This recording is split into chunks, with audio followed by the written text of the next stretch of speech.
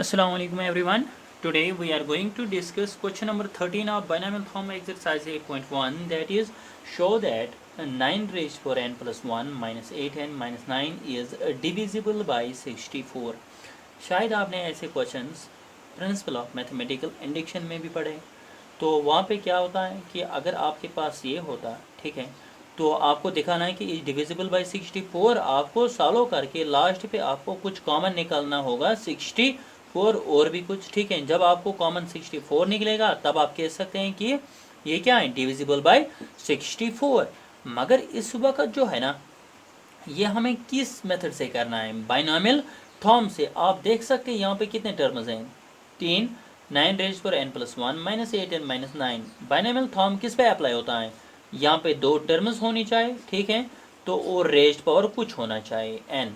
तो इन 3 टर्म्स में से सिर्फ एक टर्म के ऊपर रेज्ड पावर है, मतलब n प्लस 1। तो इसका मतलब है कि 9 रेज पर n प्लस 1 पे तो हम बाइनोमियल फॉर्म यूज़ कर सकते हैं। 9 को हम ब्रेक करके 2 टर्म्स में, ठीक है, तो वो आएगा ऐसे, यहाँ पे 2 टर्म्स हो गया बाइनोमियल। तो और रेज्ड पावर भी है n प्लस 1, तो यहाँ पे पावर भी कुछ है। तो इन 3 टर्म्स में से हम सिर्फ एक टर्म पे बाइनोमियल फॉर्म अप्लाई कर सकते हैं, दैट इज 9 रेज पर n प्लस 1, ठीक है ना। तो हमें क्या दिखाना है, इज डिविजिबल बाई 64। हमें एक्चुअली दिखाना है कि ये किस से डिवाइड होता है 64। जब हम इसको सॉल्व करेंगे लास्ट पे हमें जो भी आंसर निकलेगा उसका कॉमन होना चाहिए 64, तब हम कह सकते हैं कि ये क्या है, डिविजिबल बाय 64। तो हम क्या करेंगे, सॉल्यूशन। सबसे पहले हम देखेंगे कि 9 रेज्ड पावर n प्लस 1 जो है ना, जिस पे हमें बाइनोमियल फॉर्म यूज़ करना है, तो हम इस पे बाइनोमियल फॉर्म यूज़ करेंगे। तो कैसे करेंगे, 9 को हम क्या लिखेंगे, 10 माइनस 1 और 8 प्लस 1। ज़रा मुझे बताओ, मैंने कहा था जितने ज़ीरोज़ इसमें आएंगे तो आपको तो वही लेना है, तो उस हिसाब से आपको 10 माइनस 1 तो लेना है, क्योंकि 9 का क्लोजिंग ज़ीरो दैट इज़ 10 है। बट यहाँ पे क्या बनता है, 64 तो कॉमन निकालना है ना। 64 का मतलब क्या है, 64 तब कॉमन निकलेगा जब क्या होगा, या तो 64 डायरेक्ट होगा या तो 8 के पावर्स होंगे, ठीक है। तो सपोज़ अगर 8 स्क्वायर होगा तो 8 स्क्वायर किसके बराबर होता है, 64। तो इसका मतलब अगर हम 64 कहेंगे तो हम ये भी कह सकते हैं कि हमें 8 स्क्वायर कॉमन निकालना चाहिए। तो 8 स्क्वायर तो तब कॉमन निकलेगा जब हमने 9 को कैसे ब्रेक किया होगा, 8 प्लस 1 और 1 प्लस 8, एक ही बात है। आया समझ में। तो इसीलिए यहाँ पे एक्सेप्शनल केस है, हम लेंगे 1 प्लस 8, क्योंकि हमें 8 इसलिए यहाँ पे ब्रेक करना है इन टर्म्स ऑफ 8, क्योंकि हमें नज़र है 64 पे। 64 तब आएगा जब हम 1 प्लस 8 लिखेंगे, ठीक है ना। तो अगर हम 10 लिखेंगे तो वहाँ पे 100 बनता है, बट यहाँ पे 64 है। तो हम क्या करेंगे, 9 रेज पावर n प्लस 1 को हमने क्या किया, 1 plus 8 raise power n plus 1। आया समझ।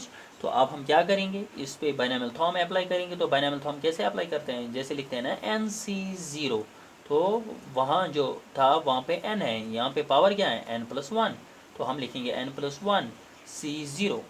आया समझ। तो जहाँ जहाँ पे n है ना, वहाँ पे आपको n प्लस 1 लिखना है। तो इसके बाद होता है 1 रेज्ड पावर n प्लस 1, जितना भी पावर है वहाँ पे n होता था, क्योंकि n ही पावर था, यहाँ पे n प्लस 1 है। और साथ में क्या लिखना है, 8 raise power 0 plus n plus 1 C1, 1 raise power n plus 1 को एक कम करना है तो n बनेगा।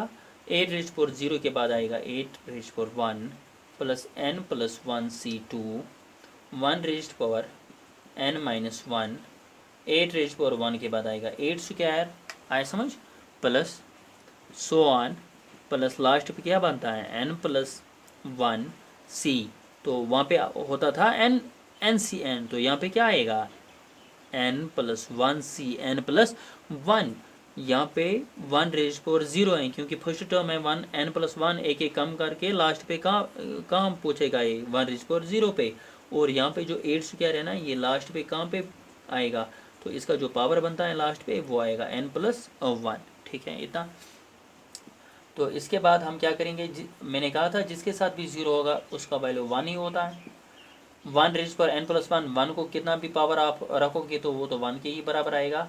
8 रेज पर 0 भी 1 के ही बराबर आएगा, प्लस n प्लस 1 C1। और ये भी मैंने कहा था जिसके साथ 1 होगा वो तो ऊपर जो n प्लस 1 है वही आएगा, तो यहाँ पे 1n, तो एक ही बात है, अगर आप लिखोगे तो वो भी ठीक है, नहीं लिखोगे तो वो भी ठीक है। 8 तो 8 ही है, प्लस n+1 C2 1 1n-1 लिखने का कोई फ़ायदा ही नहीं है। तो इसके बाद आप लिखो 8² प्लस, अगर हम इसके बाद एक और टर्म लिखेंगे, ठीक है, तो हमने शॉर्टकट में लिखा था, अभी हम एक और टर्म लिखेंगे। इसके बाद कौन सी टर्म होगी, n+1 C3 होगा, क्योंकि यहाँ पे n+1 C2 है, तो यहाँ पे n+1 C3 होगा। यहाँ पे 1n-1 है, तो एक और कम करेंगे, तो लिखने की ज़रूरत भी नहीं है, क्योंकि 1 के पावर्स हैं। तो यहाँ पे 8² है, तो 8 का पावर जो है ना वो बढ़ता है, दैट इज़ 8³ आएगा, plus so on, plus n+1 Cn+1, वो तो 1 के बराबर आता है लास्ट, क्योंकि n Cn 1 के बराबर होता है। तो आप यहाँ पे भी देख सकते हैं, जब ये बराबर होंगे तो तब 1 के बराबर आता है। 1⁻0 भी 1 के ही बराबर आएगा, और साथ में क्या है 8⁻n+1 इज इक्वल टू 1 × 1 × 1 किसके बराबर, 1 के बराबर, प्लस यहाँ पे देखो n+1 × 1 किसके बराबर आएगा, n+1 के ही बराबर। तो अगर आप नहीं लिखोगे तो वो भी ठीक है, आए समझ। तो अब क्या करना है, यहाँ पे था ना n+1, और ये सभी इनटू में था, मल्टीप्लिकेशन में था। तो अब इस 8 को मल्टीपल करना है n+1 के साथ, क्योंकि n+1 × 8 लिखा है, तो ये आएगा 8n + 8 8, आए समझ। प्लस यहाँ पे देखो, यहाँ पे 8² है, यहाँ पे 8³ है, और बड़े बड़े पावर्स हैं, तो आप कॉमन निकाल सकते हैं। क्या, सबसे छोटा जो इनमें है ना, दैट इज 8²। क्यों निकाला हमने कॉमन, हम यहाँ से भी 8 कॉमन निकाल सकते हैं, बट कॉमन निकालना है 8², क्योंकि लास्ट पे हमें मिलना चाहिए 64 कॉमन। तो 8² ही होता है ना 64, इसीलिए हमने 8² कॉमन निकाला। तो यहाँ पे बचेगा n+1 C2 plus n+1 C3, और जब हमने 8² कॉमन निकाला तो 8 बचेगा, 8⁻1 प्लस सो ऑन, प्लस देखो यहाँ पे 1 × 1 है, 1 ही है, ये सभी 1 बनता है, तो लिखने की ज़रूरत भी नहीं है। तो यहाँ पे क्या है 8⁻n+1, तो हमने स्क्वायर कॉमन निकाला, क्या निकाला हमने कॉमन, स्क्वायर। तो स्क्वायर जब हम कॉमन निकालेंगे तो यहाँ पे क्या बचेगा 8 हम क्या लिखेंगे, तो यहाँ पे n+1 है ना, इसका मतलब होता है कि n+1 में से स्क्वायर गया, तो वो होता है n+1 -2 करना है, तो वो किसके बराबर आएगा, n+1 -2 होता है -1 के बराबर, तो वो आएगा n-1 के बराबर, आया समझ।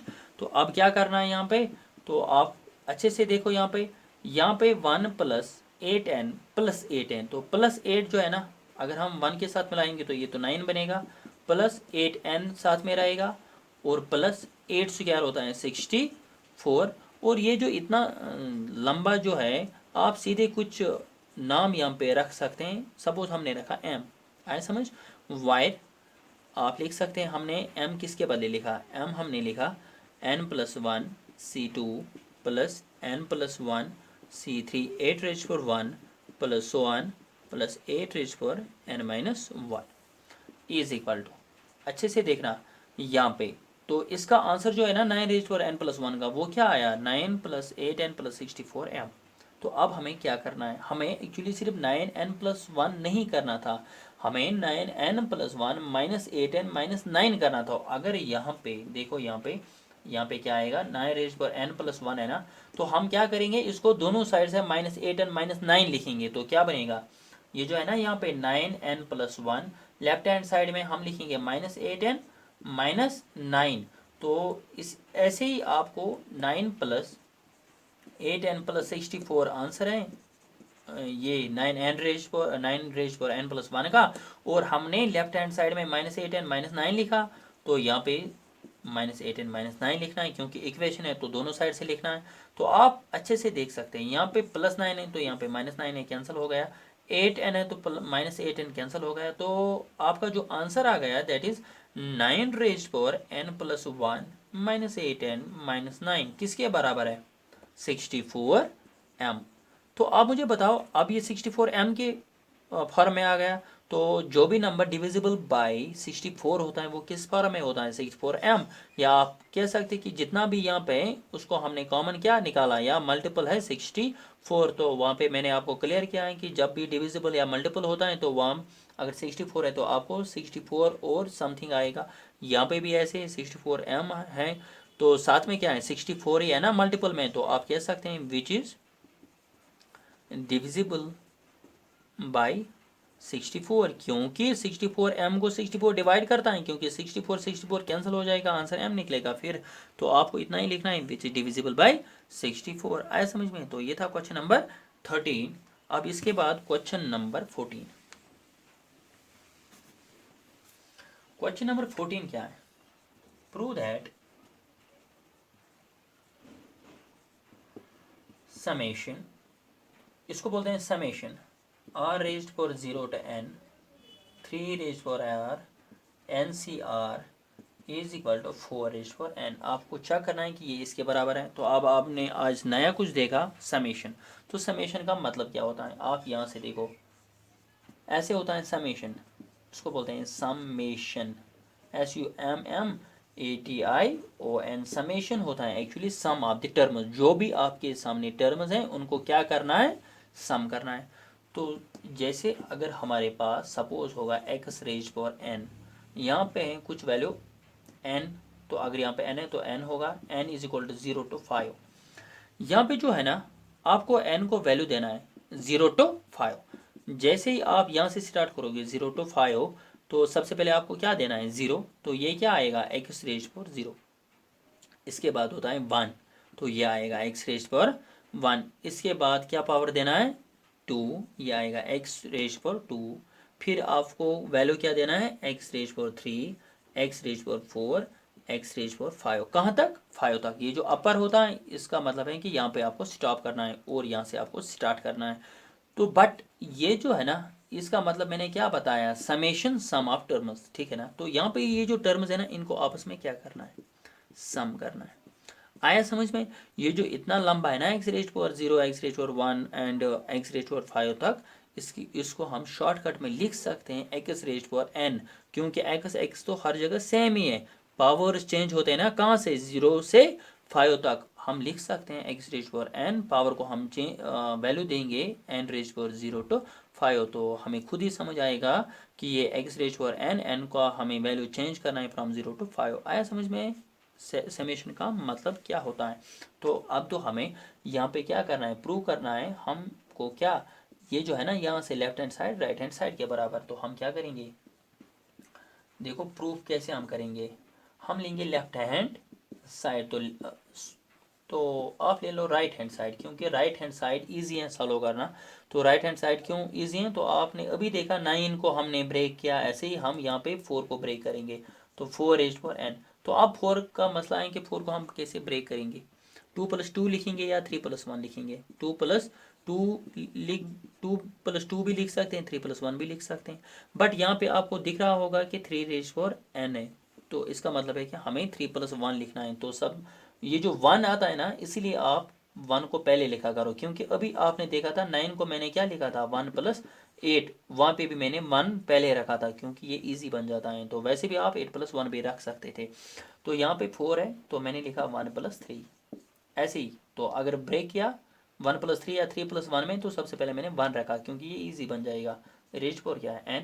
तो ऐसे आपको चेंज करना है। आप ये क्या बनेगा? NC0 1 रेज्ड पावर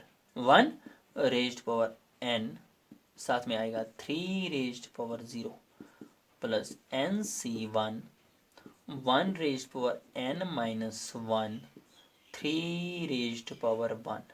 अभी आप देख रहे हैं, क्योंकि यहाँ से NC0 NC1 आएगा, 1 रेज्ड पावर n के बाद आता है 1 रेज्ड पावर n माइनस 1, यहाँ से 3 रेज्ड पावर 0 है तो 3 रेज्ड पावर 1 आएगा इसके बाद, plus NC2 1 raised power n minus 2 and 3 raised power square plus so on, plus NCn last क्या आता है? NCn ही आता है, तो 1 रेज्ड पावर 0 आएगा और साथ में आएगा 3 raised power n is equal to NC0। 1 raised power n लिखने की कोई ज़रूरत नहीं है, तो क्योंकि 1 रेज्ड पावर n 1 ही होता है, तो 3 रेज्ड पावर 0 भी किसके बराबर ही होता है?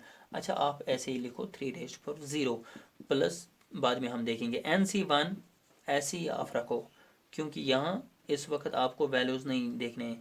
1 रेज्ड पावर n माइनस 1 लिखने की कोई ज़रूरत नहीं है, तो आप 3 रेज्ड पावर 1 भी लिख सकते हैं, प्लस NC2 ऐसे ही 1 आप छोड़ो, आप लिखो 3 square plus so on, plus last पे क्या आएगा? NCn 3 raised power n। अब क्या करेंगे हम, देखो आप अच्छे से चेक कर सकते हैं, ये तो हर जगह सेम ही है। आप देख सकते हैं यहाँ पे अभी हमारे पास था एक्स रेज पर 0, एक्स रेज पर 1, एक्स रेज पर 2। इस वक्त हमारे पास है 3 रेज पर 0, 3 रेज पर 1, 3 रेज पर 2, 3 रेज पर n।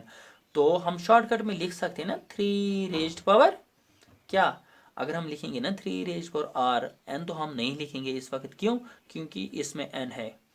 तो अब हम क्या करेंगे, अभी तो यहाँ से NC0 है, NC1 है, NC2 है, इसको हम क्या करेंगे, हम लिखेंगे NC, क्योंकि n n n n हर जगह n ही है ना, तो इसको n ही लिखना है, ये तो चेंज नहीं होता है। तो r तो उसको हम लिखेंगे जो चेंज होता है। यहाँ से देखो 0 1 2 3, यहाँ से है ना, ये जो c के नीचे है 1 2 3 4, तो ये चेंज होता है, तो हम लिखेंगे 0 1 2 3 4 के बदले क्या, r। यहाँ से भी हमने पावर के बदले ही r लिखा। तो अब आप सोचोगे कि ये r क्यों सेम आ गया, है ना। तो यहाँ से देख सकते हैं आप, जब 3 का पावर 0 है तो c के नीचे भी 0 है ना, तो जब c 3 का पावर 1 है तो यहाँ से भी 1 है, जब 3 का पावर 2 है तो यहाँ से भी 2 है। तो इसका मतलब है कि जब 3 का पावर r होगा तो c के नीचे भी r ही होगा। आया समझ। तो बट हमें क्या लिखना है, प्लस प्लस है ना, समेशन है ना, क्योंकि सम ऑफ टर्म्स क्या है, तो हम लिखेंगे सम, समेशन। अब देखना है कि अगर हमने 3 रेज पर r लिखा, r मीनस पावर, तो ये पावर कहाँ से स्टार्ट होता है, 0 से, और एंड कहाँ पे होता है, n पे। ऐसे आपको लिखना है r is equal to 0 to n 3 raise पर r, और NCR साथ में रखना है, बस यही तो लेफ्ट हैंड साइड है। आप देख सकते हैं ना, यहाँ पे देखो summation r is equal to 0 to n, summation r is equal to 0 to n, इसने पहले लिखा 3 रेज टू r, हाँ 3 रेज टू r पे साथ में ना NCR, वो हमने यहाँ से लिखा। तो ये तो लेफ्ट हैंड साइड है ना, लेफ्ट हैंड साइड आया समझ में, तो इसको हम लिखेंगे हेनस प्रूव्ड। तो ये क्या था, question number 14, this completes your question number 14। आज रखते हैं इतना ही। तो बहुत ही बिजी था, बड़ी मुश्किल से आपके लिए आज टाइम निकाला। तो सभी लोग अब बिज़ी होंगे, कल या परसों तो ईद है, Eid Mubarak to all of you my dear friends. तो मिलेंगे हम नेक्स्ट लेक्चर में। मे बी आपको 2 दिन के लिए लेक्चर नहीं मिलेगा, फिर भी I will try my best to provide you the lecture after 2 days। तो तब तक के लिए आप take care, have a nice day.